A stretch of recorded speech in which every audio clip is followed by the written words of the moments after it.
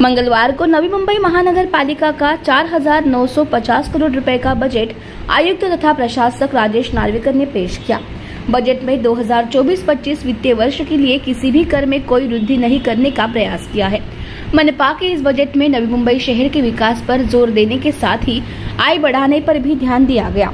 I के स्रोत बढ़ेंगे। I बढ़ाने के लिए कर का बोझा नहीं बढ़ाना पड़ेगा।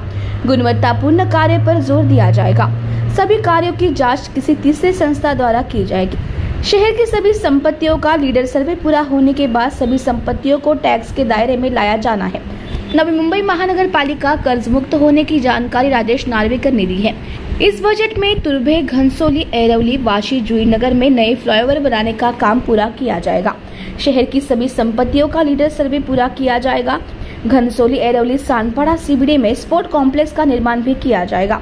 ऐसी जानकारी आयुक्त तथा प्रशासक राजेश नार्वेकर जी ने दी है।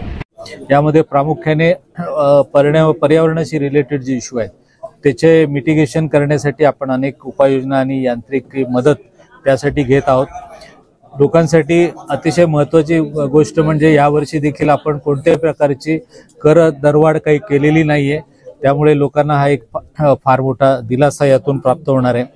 याच्या व्यतिरिक्त पाम बीचचा एक्सटेंडेड घनसोली, ऐरोली सारखे जे मेजर प्रोजेक्ट आहेत जे जवळपास 550 कोटीचे आहेत, असे मोठे प्रकल्प आपण हाती घेतलेले आहेत।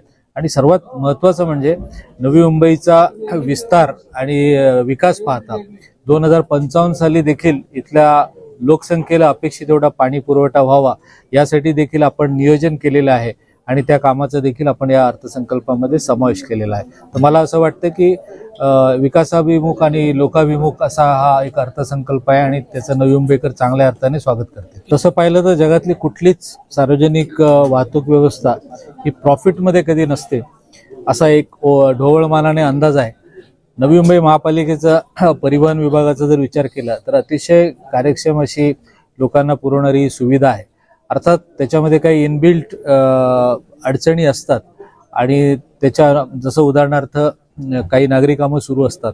आता नवी मुंबई महापालिका क्षेत्रातील नागरी कामापुरतच हे मर्यादित नाहीये। आमच्या बसेस मुंबईला जातात, तिथे मोठ्या प्रमाणात मेट्रोची, कोस्टलची कामं चालू आहेत। आपली खोपोलीपर्यंत जातात, कर्जतपर्यंत आपल्या बसेस जातात, नवी मुंबई एअरपोर्ट साईडला उलव्याला जातात। त्यामुळे या नागरी कामांमुळे बरेचदा ट्रॅफिक जाम होते आणि आपलं इंधन वाया जातं, वेळ वाया जातो। अशा प्रकारच्या काही अडचणी त्या ठिकाणी येतात। त्यामुळे ह्या महापालिकेची जी परिवहनची व्यवस्था आहे तीच मुळात सक्षम करणं आवश्यक आहे। म्हणूनच आम्ही वाशी या ठिकाणी ज्या पद्धतीचे त्याचं कमर्शियल एक्सप्लॉयटेशन करण्याचा प्रयत्न केलेला आहे त्या जागांचा, आणि त्यातून मला असं वाटतं की ही नुकसानाची भरपाई होईल। त्यामुळे एक ठिकाणी जरी लोकांना सुविधा देताना या वर्षी तर आपल्याला माहिती आहे दिवाळीपासून सर्व ज्येष्ठ नागरिकांना मोफत प्रवास NMMTने दिलेले आहे।